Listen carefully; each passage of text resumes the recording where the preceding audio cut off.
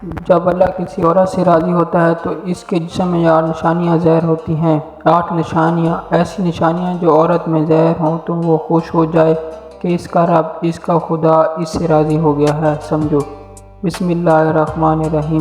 اللہ راضی ہوتا ہے تو 8 نشانیاں ظاہر ہوتی ہیں۔ اللہ کی اپنے بندے سے محبت کی نشانیاں، اگر کسی میں ایک نشانی بھی ظاہر ہو جائے تو سمجھ لینا اللہ اور اس سے محبت کرتا ہے۔ ساتھ بتائیں گے کہ حضرت علی رضی اللہ تعالیٰ عنہ نے فرمایا عورت کو گالی دینا کیسا ہے اور اس کے ساتھ مار پٹائی کرنا کیسا ہے، اس سے گھر میں کیا کیا ہوتا ہے۔ ناظرین، سب سے پہلی نشانی، اللہ پاک جس کو دین کی سمجھ عطا فرماتا ہے، دین سے جوڑ دیتا ہے تو اسے اپنے محبوب بنا لیتا ہے۔ حضرت عبداللہ بن مسعود رضی اللہ تعالیٰ عنہ سے مروی ہے کہ رسول اللہ صلی اللہ علیہ وسلم نے فرمایا کہ اللہ پاک تمہارے درمیان اخلاق بھی تقسیم کرتا ہے جس طرح رزق تقسیم کرتا ہے۔ اللہ پاک دنیا میں اس کو بھی دیتا ہے جو اللہ پاک کا پیارا ہو یا نہ ہو، لیکن اللہ پاک دین کی سمجھ اس کو دیتا ہے جو اللہ پاک کا محبوب ہوتا ہے۔ عبادت کی محبت، قرآن کی محبت، اللہ پاک کی محبت، اللہ کے ذکر سے محبت، رسول اللہ صلی اللہ علیہ وسلم پر درود و سلام بھیجنے کا شوق اور تڑپ، یہ وہ چیزیں ہیں جو اس بات کی نشانی ہے کہ اللہ نے اسے بہت پیارا بنا لیا ہے۔ دوسری نشانی، رسول اللہ صلی اللہ علیہ وسلم نے فرمایا اللہ جسے اپنا بناتا ہے تو اس پر تھوڑی سی آزمائشیں بھی ڈالتا ہے، یعنی اللہ پاک دیکھنا یہ چاہتا ہے کہ یہ بندہ میرے فیصلے پر راضی ہوتا بھی ہے یا نہیں۔ جو راضی ہو جائے اللہ پاک اسے دنیا میں بھی راضی کرتا ہے اور آخرت میں بھی راضی کرے گا۔ جو اس وقت بخلاہٹ کا شکار ہو جائیں کہ یہ کیا ہو گیا میرے ساتھ، میں تو نماز بھی پڑھتا ہوں، قرآن کی تلاوت بھی کرتا ہوں، پھر مجھے بخار کیوں آ گیا، میں تو دین کا کاربند ہوں، مجھے کیوں فکر ہو رہی ہے، تو ایسا نہیں سوچنا چاہیے۔ حضرت بلال حبشی رضی اللہ تعالیٰ عنہ سے کسی نے پوچھا کہ جب بڑی توحید کی باتیں کرتے ہیں تو آپ کو اتنی بری طرح مار کیوں پڑی ہے، تو آپ سے رضی اللہ تعالیٰ نے فرمایا تم بھی تو بازار جا کر برتن خریدنے سے پہلے اسے بجا کر دیکھتے ہو کہ مٹی کا صحیح طرح سے لگی ہے یا نہیں۔ بس اللہ نے مجھے آزمایا تھا۔ اس کے بعد یہی وہ غلام تھا جس کا رنگ بھی کالا تھا، موٹے موٹے ہونٹ تھے، جس کے بارے میں اللہ کے پیارے رسول صلی اللہ علیہ وسلم فرماتے ہیں کہ جب میں جنت میں جا رہا تھا، جب مجھے معراج کرائی گئی تو آگے آگے کسی کے چلنے کی آہٹ سنائی دی۔ میں نے حضرت جبریل علیہ السلام سے پوچھا کہ یہ کون ہے؟ جواب ملا یہ بلال حبشی ہے جو آپ صلی اللہ علیہ وسلم کے آگے چل رہا ہے۔ حضور پاک صلی اللہ علیہ وسلم جب واپس آ گئے تو حضرت بلال رضی اللہ تعالیٰ عنہ سے پوچھا کہ تم کون سا عمل کرتے ہو، تو حضرت بلال رضی اللہ تعالیٰ عنہ نے فرمایا کہ آپ نے ہی تو فرمایا تھا کہ ہر وقت بوضو رہنا، تو میں ہر وقت وضو کی حالت میں رہتا ہوں اور جب بھی بے وضو ہوتا ہوں تو اسی وقت میں وضو کر لیتا ہوں، اور جب وضو کرتا ہوں تب 2 رکعت نماز بھی پڑھ لیتا ہوں۔ چلتے زمین پر ہیں اور قدموں کی آہٹ جنت میں سنائی دیتی ہے۔ تو آزمائش اللہ پاک کی محبت کی دوسری نشانی ہے۔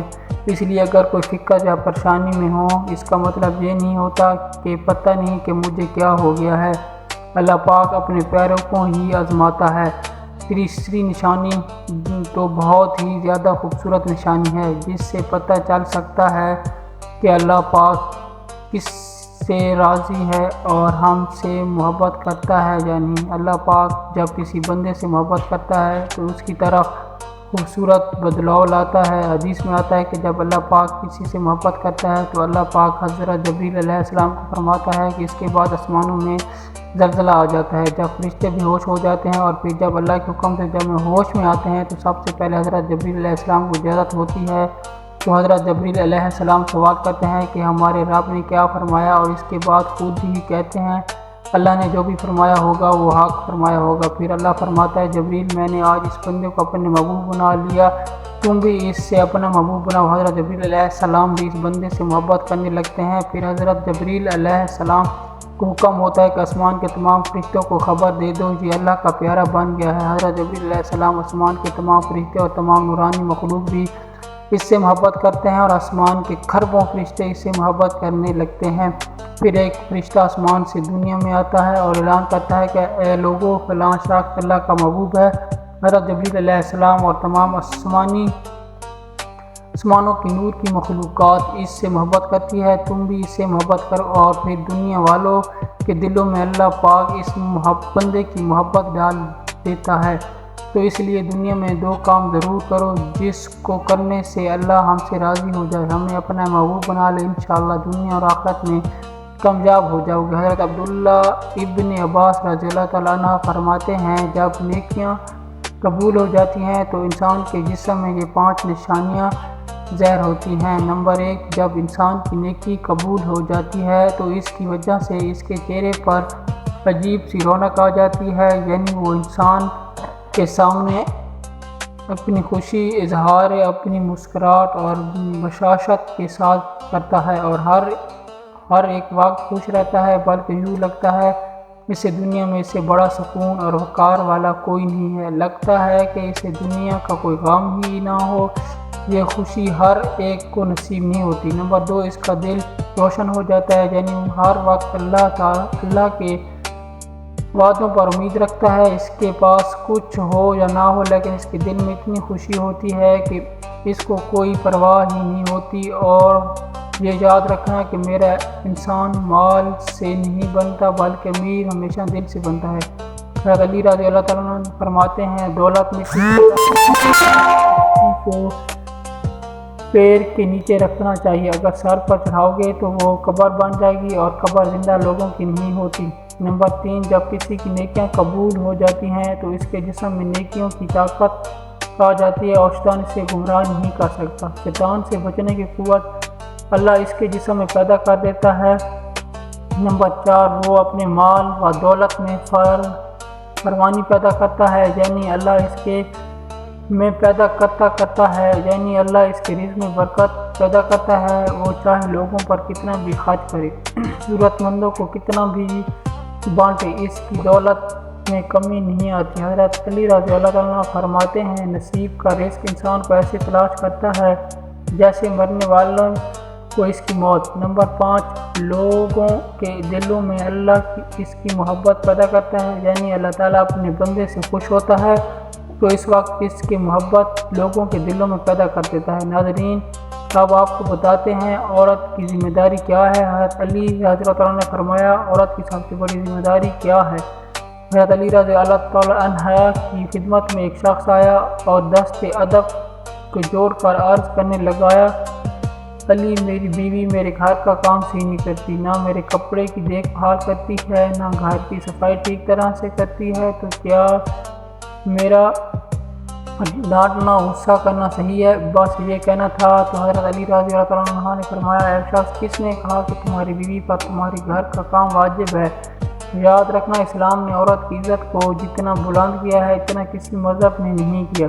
میں نے اللہ کے رسول صلی اللہ علیہ وآلہ وسلم سے سنا کہ عورت کی سب سے بڑی ذمہ داری یہ ہے کہ وہ اولاد کی اچھی پرورش کرے اور وہ اپنی اولاد کا خیال رکھے، لیکن اگر اپنی اولاد کی پرورش کرنے کی اجرت شوہر سے مانگنا چاہے تو وہ بھی مانگ سکتی ہے۔ اور تم گھر کے کام کی بات کر رہے ہو، خوشی سے گھر کا کام عورت کرتی ہے، گھروں کو سنبھالتی ہے، تو یہ اس کی عظمت ہے اور یہ اس کا بڑا پان ہے، اس کا شکریہ ادا کیا کرو، اس کا احترام کیا کرو۔ اللہ نے رسول صلی اللہ علیہ وسلم سے سنا کہ جس وقت عورت اپنے گھر کا کام کرتی ہے اس وقت اللہ اپنے فرشتوں کو زمین پر بھیجتا ہے اور کہتا ہے، جب تک یہ عورت گھر کا کام کرتی رہے اس کے لیے عبادت لکھتے رہو، اور وہ وقت جو عورت گھر کے کام میں لگتی ہے وہ اس کی عبادت میں شامل ہو جاتا ہے۔ یہ عورت کی عظمت ہے کہ تمہارے گھر کو جنت بناتی ہے، تمہارے بچوں کو عظیم انسان بناتی ہے، لیکن اگر کوئی عورت پر ظلم کرے، گھر کے کام کی وجہ سے اسے ٹوکتا رہے، اس پہ ظلم کرتا رہے، تو روز محشر میں اللہ اس انسان کو گدھے کی شکل میں اٹھاؤں گا اور دوزخ کا ایک دروازہ ان لوگوں کے لیے کھولا جائے گا اور یہ کہا جائے گا کہ یہ وہ انسان ہے جنہوں نے اپنی ہی عورتوں پر ظلم کیا، ان کو حقیر سمجھا اور ان کو غلام سمجھا۔ ناظرین، اب ہم آپ کو بتاتے ہیں کہ حضرت علی رضی اللہ تعالی عنہ نے فرمایا، گھر میں عورت کا رونا کیسا ہے، عورت پر ظلم کرنے کی کیا سزا ہے؟ حضرت علی رضی اللہ تعالی عنہ راستے سے گزر رہے تھے، دیکھا کہ ایک شخص اپنی بیوی پر ظلم کر رہا تھا۔ حضرت علی رضی اللہ تعالی عنہ ان کے قریب گئے، فرمانے لگے، اے شخص، اللہ سے ڈرو، تمہاری مفلسی، پریشانی اور رزق میں تنگی کا سبب یہ ہے کہ تمہاری بیوی تمہارے ہی ظلم کی وجہ سے تمہارے ہی گھر میں روتی ہے۔ میں نے رسول اللہ صلی اللہ علیہ وآلہ وسلم سے سنا کہ جس گھر میں عورتیں روتی ہیں اس گھر میں رزق کے فرشتے بھی نہیں آتے، اور یوں اس گھر میں رہنے والے مردوں کے رزق کی راہیں تنگ ہونے لگتی ہیں، اور یوں وہ پریشانیوں کی ہونے لگتی ہے اور مفلسی میں گرفتار ہو جاتے ہیں۔ یاد رکھنا، اللہ نے اولاد مرد کی تقدیر میں اور دولت عورت کی تقدیر میں لکھی ہوئی ہے۔ اگر تم یہ چاہتے ہو کہ تمہارے رزق میں فراوانی ہو اور عزت، شہرت، دولت دن بدن بڑھتی جائے تو اپنے گھر میں اپنی عورتوں کا خیال رکھو، انہیں خوش رکھو۔ اللہ کے فضل و کرم سے تم عزت، شہرت، دولت میں فرمانی پاؤ گے۔ ناظرین، اسی طرح کا ایک واقعہ ہے کہ ایک مرتبہ حضرت علی رضی اللہ عنہ راستے سے گزر رہے تھے۔ آپ نے دیکھا ایک شخص اپنی عورت پر ظلم کر رہا تھا اور اس کی توہین کر رہا تھا۔ حضرت علی رضی اللہ تعالی عنہ ان کے قریب گئے اور فرمانے لگے، اے شخص، یاد رکھنا، اللہ نے مرد کو طاقتور اس لیے بنایا ہے تاکہ وہ عورت کی حفاظت کر سکے، نہ کہ عورت پر ظلم کر سکے۔ میں نے نبی کریم صلی اللہ علیہ وسلم سے سنا کہ جو مرد اپنی عورت پہ ظلم کرتا ہے تو اللہ اس پر لعنت بھیجتا ہے۔ تو اس نے کہا، یا علی، یہ میرا نکاح ہے، میں اسے جو بات کہتا ہوں یہ میری بات نہیں مانتی۔ تو حضرت علی رضی اللہ تعالی عنہ نے فرمایا، نکاح کا مطلب یہ نہیں کہ تم نے اپنے لیے خریدا ہے، بلکہ نکاح کا مطلب یہ ہے کہ تم اپنے نسل کو بڑھانے کے لیے اس عورت سے مدد طلب کی ہے اور تمہاری اولاد کی اچھی تربیت کے لیے اس عورت کو چنا ہے۔ اے شخص، جس سے بد دلی کو سمجھتے ہو جو اسے مدد لی جائے، اس کو غلام نہیں سمجھتے، اور جو تمہاری اولاد کو پروان چڑھائے اسے حقیر نہیں سمجھتے، بلکہ تمہیں تو اس کا شکر گزار ہونا چاہیے۔ یاد رکھنا، عورت پر ظلم کرنے کا مطلب اولاد کی بغاوت۔ آنے والا وقت میں جو اولاد اس عورت کے جسم سے تمہیں نصیب ہوگی تو اس کے وجود میں تمہارے لیے بغاوت ہی بغاوت ہوگی۔ اللہ تعالیٰ سے دعا ہے کہ اللہ ہمیں دین حق پر چلنے کی توفیق عطا فرمائے، ہماری اولادوں کو ہمارے لیے رحمت